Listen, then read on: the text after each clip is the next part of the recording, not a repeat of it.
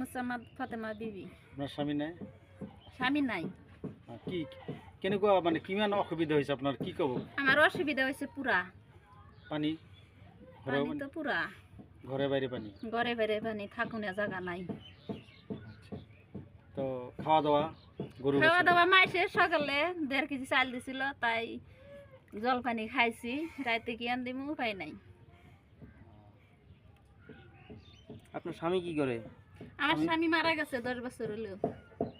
বাচ্চা আছে কয়জন? 2 জন। খুব অসুবিধা হয়েছে? খুব অসুবিধা। নাই কেউ না নাকি আমার?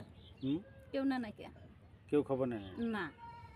এখন খুব আমি অসুবিধা নাও নাকি, আমি এই যে হাতুরে হাতুরে পানি গাছ পানি নসি, ছাগল গরু হে পাতা পাতা কাটে দেই, অসুবিধা আমার পুরা। না হয় এক বুক পানি। মাসের বাড়িতে আমি ছাগল বুরকি থুইছি, মেলা হাঁস মুরগি বাইসা গেছে।